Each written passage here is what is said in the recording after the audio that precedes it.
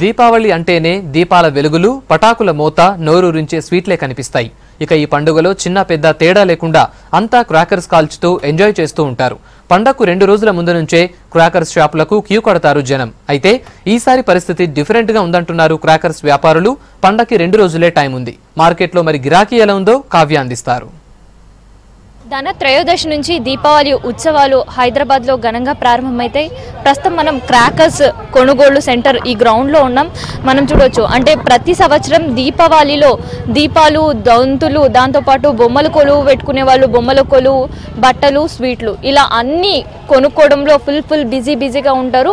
దీపావళిలో crackers కూడా ఒక భాగమే అని చెప్పొచ్చు. ఆ క్రాకర్స్ని కొనడానికి కూడా కొనుగోలుదారులు చాలా ఉత్సాహంగా ఉంటారు. కానీ ఈ సంవత్సరం మాత్రం దీపావళికి కేవలం ఇంకో 2 రోజులు మాత్రమే ఉంది. ఆ 2 రోజుల ముందు కూడా మనం ఒకసారి ఈ షాప్స్ వైపు చూస్తే మాత్రం ఎక్కడ కూడా గిరాకీ లేకుండా కేవలం వ్యాపారులు ఏం చేయాలని తెలియని పరిస్థితిలో కూర్చున్నట్టు మనకు కనిపిస్తుంది. మనం వ్యాపారులతో మాట్లాడదాం.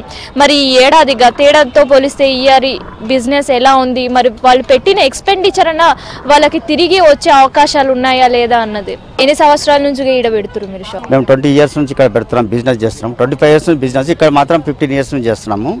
ప్రతిసారి 5% నుంచి 10%, 15% రేట్ పెరుగుతూ ఉన్నాయి.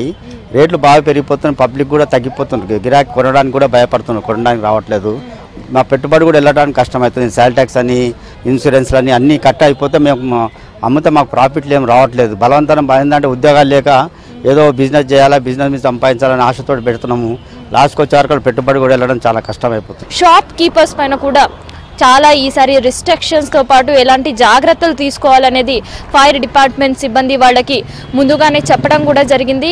దానికి తగ్గట్టే మనం చూస్తున్నాం. ఫైర్ షాప్ అంటే ఈ గ్రౌండ్లో దాదాపు 68 షాపులు ఉన్నాయి. ఈ షాప్ బయట కూడా ముందుగానే ప్రతి సిబ్బంది, అంటే ఇక్కడ షాప్ వాళ్ళు పెట్టుకున్న వాళ్ళు అందరూ కలిసి కూడా వాటర్ ట్యాంకర్స్ని, దాంతోపాటు ఫైర్ ఇంజన్ని కూడా ముందుగానే అందుబాటులో ఉంచుకున్నారు. ఎలాంటి అవాంఛనీయ సంఘటనలు జరిగినా వెంటనే కోలుకునే పరిస్థితులు మనకు కనిపిస్తున్నాయి. మరి కొంతమందితో మనం మాట్లాడే ప్రయత్నం చేద్దాం. చూస్తున్నాం, ఒక పక్క రేట్లు కూడా పెరిగినాయి అంటున్నారు. మరి పటాకులు, మరి వచ్చే కొనుగోదారులు వచ్చినప్పుడు మీకు రేట్స్ విషయంలో ఏమంటారు? రేట్లు ఎక్కువ ఉన్నందుకు మాకు ఖర్చులు కూడా సరిపోవట్లేవు. ఏదో మేము రాత్రింబగలు కష్టపడతాము, అంతకంతకు మాకు కొంచెం పర్వాలేదు, ఆడికాడికి అవుతుంది. ఇక రేపు ఎల్లుండి బిజినెస్ బాగా జరగాల. మనం పరిస్థితి చూస్తున్నాం. అయితే ఒక పక్క రేట్లు పెరగడం, అధిక రేట్లు ఉండడం వల్ల కూడా తమ వ్యాపారాలకి ఈ సంవత్సరం కాస్త ఇబ్బందిగానే ఉంటుంది, లాస్లో ఉండే అవకాశాలు ఉన్నాయని కూడా ఒక పక్క వ్యాపారుల భావన కూడా మనం చూస్తున్నాం. అయితే ఎటకేలకు ఒక పక్క అధికారులు చేసిన ప్రయత్నాలు ఫలించి కొనుగోలుదారులు ఈ పొల్యూషన్ని, అంటే పర్యావరణాన్ని కాపాడుకోవడానికి ముందడుగు వేసిన ఈసారి వ్యాపారులకు మాత్రం కాస్త లాసే ఉండే అవకాశాలు కూడా మనకి కనిపిస్తున్నాయి. ఒక 2000 పెడితే గత సంవత్సరం కార్ నిండా సామాగ్రి తీసుకునే వాళ్ళు, కానీ అదే ఇప్పుడు ఒక 10,000 పెట్టిన ఒక సంచి నిండా పటాసులు కూడా తీసుకోని పరిస్థితిలో వ్యాపారాలు సాగుతున్నాయని వ్యాపారులు చెప్తున్న మాటలు మనకు కనిపిస్తున్నాయి. ఇది ప్రస్తుతం ఇక్కడ గ్రౌండ్ దగ్గర ఉండే పరిస్థితి.